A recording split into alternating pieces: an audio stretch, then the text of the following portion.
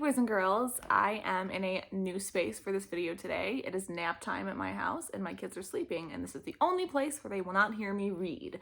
The book we have today is the Magic Treehouse book called Midnight on the Moon #8, and I've got my astronaut earrings on just for the occasion. I'm going to start with the prologue. Here is the picture. It says, one summer day in Frog Creek, Pennsylvania, a mysterious treehouse appeared in the woods. 8-year-old Jack and a 7-year-old sister Annie climbed into the treehouse. The treehouse was filled with books, and it was magic. It could go any place that was a book. Jack and Annie all they had to do was point to a picture and wish to go there. They visited dinosaurs, knights, Egyptian queens, pirates, ninjas, and the Amazon rainforest. Along the way, they discovered that the treehouse belonged to Morgan Le Fay. Morgan was a magical librarian from the time of King Arthur. She traveled through time and space, carrying books for her library. One day, Jack and Annie found a note that said Morgan was under a spell. Jack and Annie set out in the magic treehouse to find 4 special things that would free her. With the help of a mouse named Peanut, Jack and Annie found the first thing in old Japan, the second thing in the Amazon rainforest, and the third thing in the Ice Age. Now, Jack and Annie and Peanut are ready to find the last thing in Midnight on the Moon. Chapter 1, by Moonlight. Jack, whispered a voice. Jack opened his eyes. He saw a figure in the moonlight. Wake up, get dressed. It was his sister Annie. Jack turned on his lamp. He rubbed his eyes. Annie was standing beside his bed. She wore jeans and a sweatshirt. Let's go to the treehouse, she said. What time is it? Asked Jack. He put on his glasses. Don't look at your clock, said Annie. Jack looked at his clock. Oh, man, he said. It's midnight. It's too dark. No, it isn't. The moon makes it bright enough to see, said Annie. Wait till morning. No, now, said Annie. We have to find the 4th M thing. I have a feeling that the moon might help us. You're nuts, said Jack. I want to sleep. You can sleep when we come back home, said Annie. No time will have passed. Jack sighed. Oh, brother, he said. But he got out of bed. Yay, whispered Annie. Meet you at the back door. She tiptoed out of Jack's room. Jack yawned. He pulled on his jeans and sneakers and sweatshirt. He put his notebook and pencil into his backpack. Then he crept downstairs. Annie opened the back door. Quietly, they stepped outside. Wait, said Jack. We need a flashlight. No, we don't. I told you, the moon will light our way, said Annie. And she took off. Jack sighed and then followed her. Annie was right, though, thought Jack. The moon was so bright that he could even see a shadow. Everything seemed washed with silver. Soon they had left their street. Annie led the way to Frog Creek Woods. It was much darker under the shadows of the trees. Jack looked up, searching for the treehouse. There, said Annie. The magic treehouse was shining in the moonlight. Annie grabbed the rope ladder and started climbing up. Careful, go slowly, said Jack. He followed her up the ladder and into the treehouse. Moonlight streamed through the window. It shone on the letter M that shimmered on the wood floor. It shone on the 3 M things that rested on the M. A moonstone from the time of the ninjas, a mango from the Amazon rainforest, and a mammoth bone from the Ice Age. We need just one more M thing, said Annie, to free Morgan from her spell. Squeak! Peanut, said Annie. In the dim light, Jack saw a tiny mouse. She sat on an open book. You didn't expect us to see us this late, did you? Said Annie. She picked up Peanut, and Jack picked up the book. So where are we going this time? Annie asked him. Jack held the book up to the moonlight. Uh-oh, he said. I knew we should have brought a flashlight. I can't read a thing. He could make out diagrams and shadowy pictures, but he couldn't read a word. Look at the cover, said Annie. The letters were bigger on the cover. Jack squinted at them. It's called Hello Moon, said Jack. Annie gasped. We're going to the moon? Of course not, said Jack. It's impossible to go to the moon without tons of equipment. Why? There's no air. We couldn't breathe. Not only that, we'd boil to death if it was day and freeze to death if it was night. Yikes, said Annie. So where do you think we're going? Maybe a place where people train to be astronauts, Jack said. That sounds neat, said Annie. Yeah, said Jack. He'd always wanted to meet astronauts and space scientists. So say the wish. Jack opened his book again. He pointed to a picture of a dome-shaped structure. I wish we could go there, he said. Here's a picture of them climbing up. The wind started to blow. The treehouse started to spin. It spun faster and faster. Then everything was silent. Absolutely silent. As quiet and as still as silence could be. Chapter 2. Space Motel. Jack opened his eyes. He looked out the window. The treehouse had landed inside a large white room. What kind of training place is this, said Annie. I don't know, said Jack. The room was round. It had no windows. It had white floors and a curved wall lit by bright lights. Hello, Annie called. There was no answer. Where were all the astronauts and space scientists, Jack wondered. There's nobody here, said Annie. How do you know? I just feel it. We better find out where we are, said Jack. He looked at the page of the moon book. He read the words below the picture of the dome. A moon base was built on the moon in the year 2031. The top of the dome slides open to let spacecrafts enter and leave. Oh, man. What's wrong? Said Annie. Jack's heart pounded with excitement. He could hardly speak. We've landed inside a moon base. So, said Annie. So the moon base is on the moon. Annie's eyes widened. We're on the moon? Jack nodded. The book says the moon base was built in the year 2031. So this book was written after that, which means this book is from the future. Oh, wow, said Annie. Morgan must have gone forward in time to borrow it from a future library. Right, said Jack. And now we're in the future, on the moon. Squeak, squeak. Annie and Jack looked at Peanut. The mouse was running around in circles. Poor Peanut, said Annie. She tried to pick the mouse up, but Peanut hid behind the mango on the letter M. Maybe she's nervous about being on the moon, said Annie. She's not the only one, said Jack. He let out a deep breath and then he pushed his glasses into place. So what's a moon base? Said Annie. Jack looked at the book and he read. When scientists visit the moon for the short periods, they eat and sleep on the moon base. A space motel, said Annie. I guess, said Jack, and he read more. The small base has a landing chamber and a room for storing spacesuits. Air and temperature controls make breathing possible. So that's why we can breathe, said Jack. Let's explore, said Annie. We have to find the fourth M thing for Morgan. No, first we should study this map.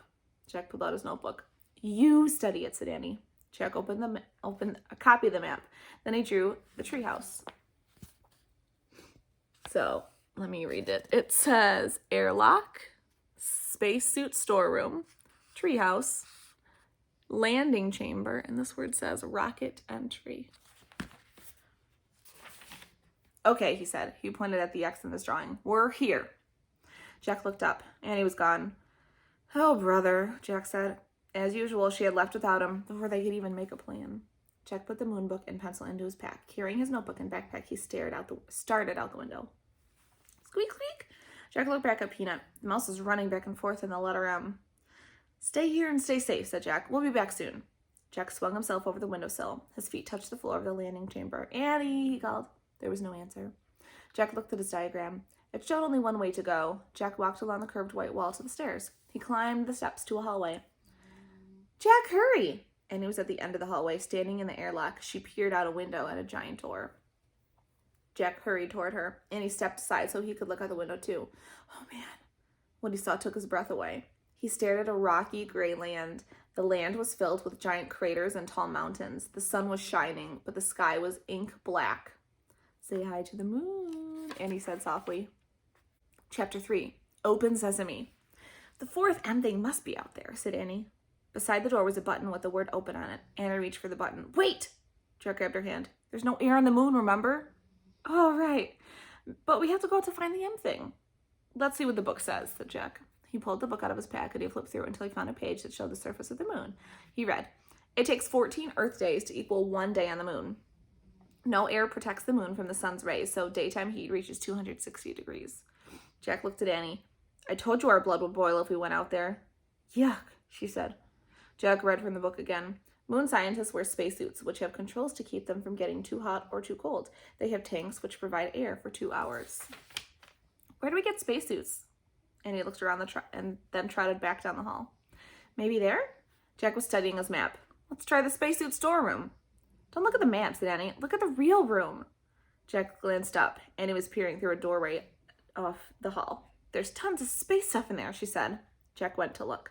Bulky white suits hung from hangers, air tanks, helmets, gloves, and boots sat in neat rows on shelves. Wow, it's like the armor room in a castle, said Jack. Yeah, with huge armor, said Annie. Let's pick out the small stuff, said Jack. The suits can go over our clothes. Annie found the smallest white suit, and Jack found the next smallest. They stepped into them. Then Annie locked Jack's air tank into place. Thanks, he said, and he did the same for her. Great. Gloves, said Jack. He and Annie pulled on white gloves. Boots, said Annie. They each pulled out a pair of huge white boots. Helmets, said Jack. He reached for a helmet. Wow, they're pretty light, he said. I thought they'd be like nice helmets. Jack and Annie put the helmets on. They locked each other's into place. I can't move my head right or left, said Annie. Me neither, said Jack. Jack and Annie moved clumsily around the room. Jack felt like a fat snowman. Close your visor, said Annie. They both closed their see-through visors. Cool air filled Jack's helmet.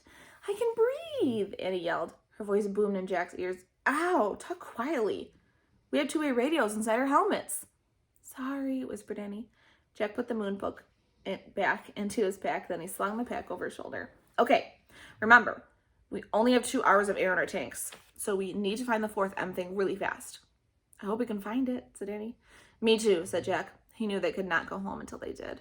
Let's go, said Annie. She gave Jack a little push. Watch it, no goofing off. We don't want to fall over in these suits. Just go, said Annie. She pushed him out of the room. They walked back to the airlock. Ready, said Annie. Open sesame! She pressed the open button. A door slowly slid closed behind them. A door opened in front of them. Jack and Annie stepped out onto the moon. Chapter 4, Moon Rabbits. Oh, wow, said Annie. She took a step forward, but Jack stood frozen. He wanted to get a good look at everything first. He stared at the ground. He was standing in a layer of gray dust as fine as powder. Footprints were everywhere. Jack wondered who had made them. He reached into his bag for the moon book. To his surprise, it was as light as a feather. He found a picture of footprints in the moon. He read, "The moon has no rain or wind to blow the dust around, so footprints will never wear away naturally, not even in a billion years." Oh man, said Jack. The moon was the stillest place he had ever been. It was as still as a picture, and its stillness would never, ever end. Jack stared at the ink-black sky. A lovely blue and white ball glowed far away. Earth. For the first time, it really hit Jack. They were in outer space. Look, Annie cried, laughing. She bounded past Jack, almost flying through the air. She landed on her feet. Then she jumped again. I'm a moon rabbit, she called. Jack laughed. How did she do that, he wondered. He turned to the page and read, a person weighs less on the moon because of the moon's low gravity and lack of air. If you weigh 60 pounds on Earth, you would only weigh 10 pounds on the moon. Don't just stand there reading, said Annie, grabbing the book from Jack's gloved hand. She tossed it into space. It flew far away. Jack started after it. He bounded up and down, boing, boing, boing. Now he felt as light as a feather. Look, he called to Annie. I'm a moon rabbit too. Where Jack's boots hit the ground, moon dust gracefully sprayed into space.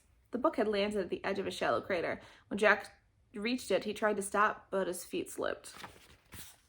He fell.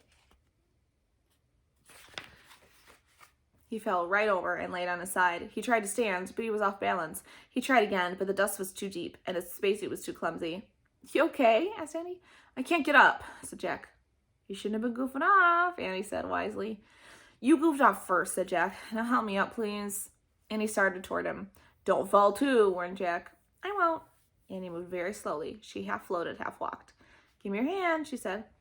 Annie grabbed Jack's hand. She pressed her boot against his and pulled him up. Thanks, he said. No problem. It was easy. You were really light. Thank goodness, said Jack. It's impossible to get up alone. He picked up the moon book. It was covered with dust, and he brushed it off. Oh, wow. Look, said Annie. She stood at the edge of a crater. What is it? A moon buggy. A buggy was parked in the crater. It had 4 huge wheels. Let's go for a ride. We can't, said Jack. We just have 2 hours of air in our tanks, remember? I bet we'll find the M thing faster if we take the moon buggy. And he bounded off into the crater. But we can't drive. I bet I can drive this, said Annie. It looks easy. Come on. She jumped into the driver's seat. But you don't have a license. Who cares, said Annie. There aren't any roads on the moon or stoplights or policemen either. She was right, Jack thought. Well, go slow. And Jack climbed in beside her. Annie pushed a button labeled on. The moon buggy lurched backward. Yikes, said Annie. Step on the brake, said Jack. Annie pressed a pedal on the floor. The buggy stopped with a jerk. Phew, she said. It must be in reverse. Let me study this. But before he could study anything, Annie pushed another button. The buggy tilted back fast. Its front wheels started to rise into the air. Let me out of here, said Jack. Annie pushed more buttons. The buggy's front wheels landed back on the ground, and the buggy leaped forward. Slower, said Jack. I can't. I don't know how. Annie steered the buggy over the tracks on the ground. The wide wheels kept it from sinking into the deep dust. Careful. The buggy zoomed out of the crater. Gray clouds of dust rose behind them as they took off across the moon. Chapter 5. Hang on! Annie drove the moon buggy over the bumps and hollows. It bucked like a bronco. I'm going through there. She pointed to an opening between 2 mountains. Jack held on to the dashboard. The buggy bumped toward the opening and shot through. On the other side, the ground was even rockier. Look for the M4 thing, Annie said, bouncing up and down. Jack groaned. Looking for anything on this wild ride was impossible. So slow down, he said. How? Try pressing on the brake pedal on the floor slowly. Annie pressed on the brake. The buggy slowed down. Jack sighed with relief. Ride was still bumpy, but now at least he could take a good look at the moon. He had never been to such a colorless, barren place. There was no green, no blue, no red, no water, no trees, no clouds, only giant gray rocks and craters and an American flag.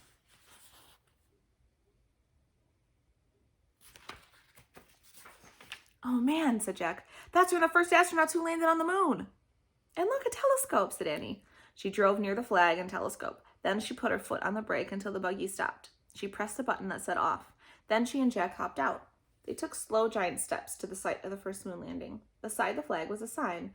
Annie read it out loud. "Here, men from the planet Earth first set foot upon the moon. July 1969 AD. We came in peace for all mankind." "That's a good message," said Jack. He handed the moon book to Annie. Then he took out his notebook and pencil to copy the sign. "Let's leave our own message," said Annie. "What should we say?" "The same thing, but say we're the first kids." Jack turned to a new page in his notebook. In big letters, he wrote their message. "Now we have to sign it." Jack signed his name. And then he passed the notebook and pencil to Annie. She signed her name and passed the notebook back. Jack tore out the piece of paper and he put it by the flag. And here's their note. I'll read the words. "Today, the first kids from the planet Earth came to the moon. We came in peace for all children. Jack, Annie." No wind would ever blow the message away. No rain would ever fall on it. It would be there forever unless somebody moved it. Thinking of forever made Jack feel dizzy. He shook his head to clear his thoughts. Then he remembered the time. Had 2 hours passed yet? "I wish I had a watch," he said, standing up. "We might be running out of time." "Oh, wow, a moon man," said Annie. "What?" Jack turned to look at her. She was staring through a telescope. Jack walked over to the telescope, and Annie stepped aside so he could look too. Jack gasped. In the distance, something was flying above ground. It looked like a giant man in a space suit. And that's the view from the telescope. Chapter 6. High Jump. "Who was that?" said Jack. "I don't know," said Annie, "but we'll find out soon." She started waving. "No!"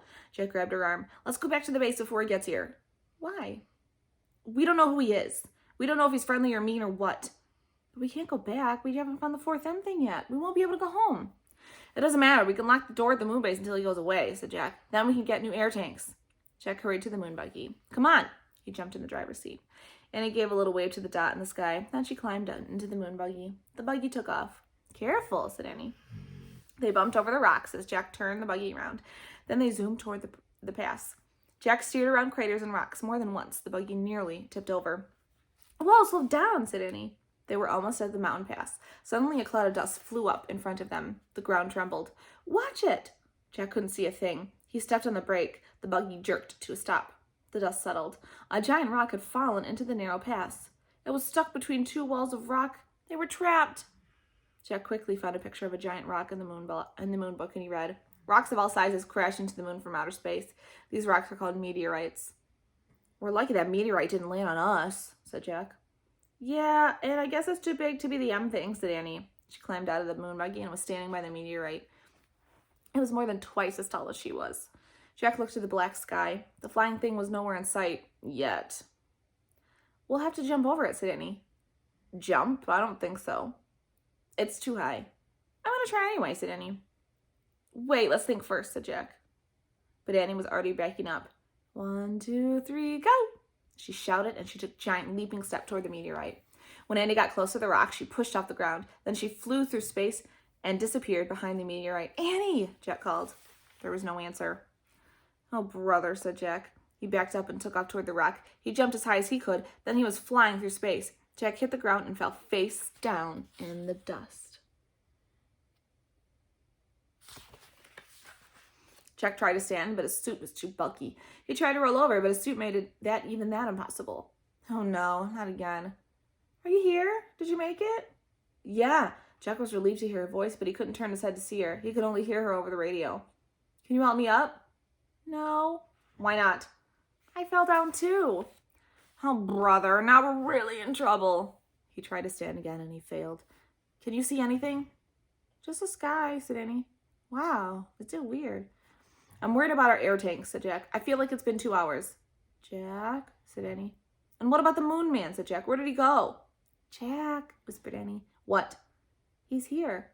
The moon man is here." "What?" "He's standing above me." Chapter 7. The Moon Man. Jack's heart nearly stopped. He could hear Annie talking. "Hi," she said. "We come in peace." There was silence. Then Jack heard Annie say, "Thank you. I've helped my brother up now." A moment later, Annie rolled Jack into his back. She grabbed his hand and pulled him up. "Thanks," said Jack once he was standing. The Moon Man was a few feet away. His face was hidden by a metal visor. He looked like a spaceman, a huge spaceman with giant tape on his back. He was as big as a refrigerator.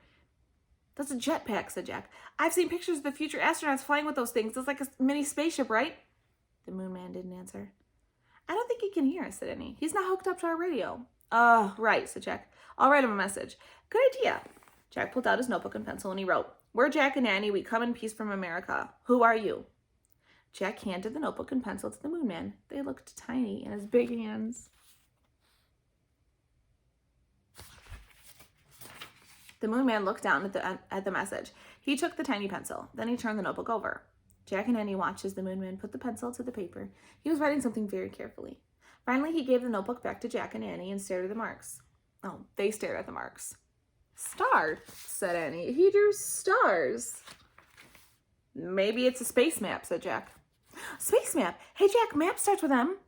"Oh, wow," said Jack. "This must be the fourth M thing. Let's ask him what the map means." Annie turned around. "We'll never know now." "Why?" Jack looked up from his map. "That's why," Annie pointed. The Moon Man was flying over the mountains. "Thanks," Annie cried.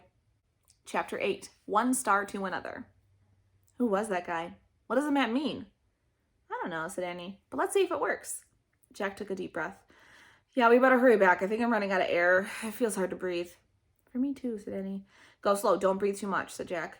He and Annie took long, floating steps toward the moon base. Jack held his breath as if he were underwater. By the time they got to the white dome, he was ready to burst. Annie pushed a button beside the huge door. It slid open. They hurried in the airlock. The door closed behind them, and the door to the hallway opened. Jack opened the visor of his helmet. He took a long, deep breath and let it out. Let's get out of these suits," said Annie. "Good idea." Jack was dying to free his arms and legs. As they moved clumsily into the spacesuit storeroom, Jack felt heavy again. He and Annie unlocked each other's helmets, gloves, and boots and pulled everything off. Then they stepped out of their bulky suits. "Phew," said Jack. He took off his glasses and rubbed his eyes. It was great to be free, even if he had no longer felt as light as a feather. "Hurry, Peanut's waiting," said Annie. She led the way down the steps to the bright landing chamber. "Yay," she said softly. Jack was relieved to see the treehouse still there. Soon they'd be heading home. He couldn't wait. Jack and Annie crawled through the treehouse window. "We're back, Peanut." Squeak! Peanut ran to the letter M. "We missed you," said Annie. She patted the mouse's head. "We met a Moon Man." "Sorry, Peanut, but you have to move," said Jack. "We have to put the map on the M." Jack tore the star map out of his notebook. He placed it on the M next to the mammoth bone, the mango, and the moonstone. He sighed. Then he sat back on his heels. "Hand me the Pennsylvania book," he said. They needed the Pennsylvania book to go home. There was silence. Jack turned and looked at Annie. "It's not working, Jack," she said. "The book's not here." "What? Was the map the wrong thing?" They looked around the treehouse. "It's definitely not here," said Annie. "Oh, no." Jack's heart sank. He picked up the star map and stared at it. Squeak, squeak. Peanut jumped out of Annie's arms and scurried to the letter M.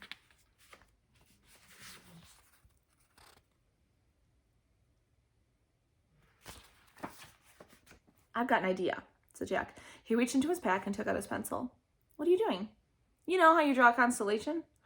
You just connect all the stars. What happens if we try that?" He drew a line from one star to another. He kept drawing until all the stars were connected. "Let me see."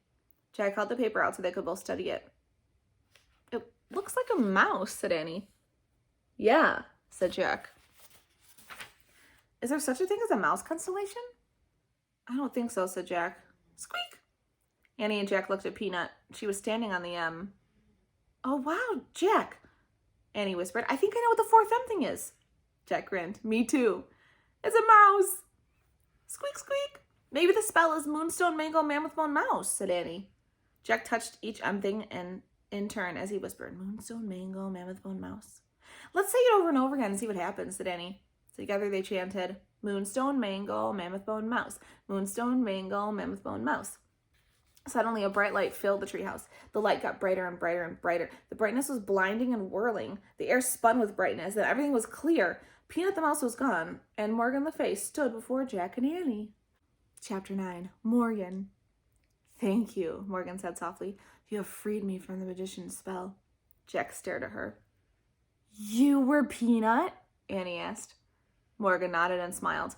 Really? You were with us the whole time? Said Jack. On all of our missions? Morgan nodded again. Why did we have to go on these missions to find a mouse? Said Jack. If you were always with us. To break the spell, we had to be on the moon, said Morgan. You could have broken it the minute we arrived. Oh, that's what you were trying to say, said Annie. We didn't have to leave the moon base at all. Morgan nodded. But the moon man came along to help us, said Annie. He drew a constellation of a mouse. Is he a friend of yours? Morgan shrugged. Let's just say we had a little talk. He stopped by the moon base while you were out. The same way you had a talk with the ninja master, right? Said Jack. And the monkey and the sorcerer? Morgan nodded. I always squeak to the ones who help you. But how do they understand you? You're a mouse, said Jack. Morgan smiled again. Certain wise ones understand the language of little creatures, she said. I bet it was you who turned the pages of the book, said Annie, to show us where to go next. Morgan nodded. But who turned you into a mouse? Said Annie. Morgan frowned. A certain person who likes to play tricks on me, she said. His name is Merlin. Merlin, said Jack. That's the greatest magician who ever lived. Morgan sniffed. He's not that great, she said. He doesn't even know I have 2 brave friends who help me. Us, Annie said shyly. Morgan nodded. And thank you both. I thank you with all of my heart. You're welcome, said Jack and Annie. Morgan handed Annie the Pennsylvania book. Are you ready to go home now? Yes, said Jack and Annie. Annie pointed to a picture of the Frog Creek woods. I wish we could go there, she said. The treehouse started to spin. It spun faster and faster and faster than everything was still, absolutely still, but only for a moment. Chapter 10. Earth Life. The midnight woods woke up. A breeze rustled the leaves. An owl hooted. The sounds were soft, but very alive. Jack opened his eyes. He pushed his glasses into place. He smiled. Morgan was still with them. He could see her in the moonlight. Her long white hair was shining. Morgan, can you and the treehouse stay here, said Annie, in Frog Creek? No, I must leave again, I'm afraid, said Morgan. I've been gone from Camelot for a long time. She handed Jack his pack. She brushed his cheek. Her hand felt soft and cool. A bit of moon dust is still on you, she said. Thank you, Jack, for your great love of knowledge. You're welcome, said Jack. Morgan tugged on one of Annie's braids. And thank you, Annie, for your belief in the impossible. You're welcome, said Annie. Go home now, said Morgan. Jack smiled. Home was Earth. That was a bright, colorful world where everything was alive and always changing. Bye, Morgan, said Annie. She started out of the treehouse. Jack looked back at Morgan. Will you come back soon? Anything can happen, said Morgan. The universe is filled with wonders, isn't it, Jack? He smiled and nodded. Go home now, Morgan said softly. Jack followed Annie down the rope ladder. He stepped onto the ground. The wind started to blow. The trees started to shake. A loud roar filled Jack's ears. He squeezed his eyes shut. He covered his ears. Then everything was silent and still. Jack opened his eyes. The ladder was gone. He looked through the leaves and branches of the giant oak tree. Where the treehouse had been was only moonlight now. Bye, Morgan, he whispered sadly. Bye, Peanut, said Annie. Jack and Annie stared at the top of the tree for a long time. Ready? Said Annie. Jack nodded. They started for home. The midnight air felt cool and moist. It was filled with the soft sounds of earth life. Jack and Annie left Frog Creek Woods. They started down their street. Annie glanced up at the sky. The moon looks really far away, doesn't it? It did, Jack thought. It was. I wonder how the moon man can be up there all alone, said Annie. What do you mean? I mean, who helps him put on a spacesuit? Who helps him get up when he falls down? And who is he, said Jack. Who do you think he was? He must be a scientist or an astronaut from Earth, said Jack. No, I think he's an alien, said Annie. From another galaxy. Jack scoffed. What makes you say that? I just feel it, said Annie. Wrong, said Jack. There's no proof that aliens exist. Maybe not now, said Annie. But don't forget, we were in the future. Oh, brother, said Jack. They crossed their yard and climbed the back steps. Annie tiptoed inside the house and Jack followed her. Before he shut the door, he glanced up at the moon. Was Annie right? He wondered. Could the moon man have come from another galaxy? Morgan's words had came back to him. The universe is filled with wonders, isn't it, Jack? Good night, moon man, Jack whispered, and then he closed his door. So, that is the end of chapter 10. So thank you for reading this awesome book with me, and I will see you next time. Bye.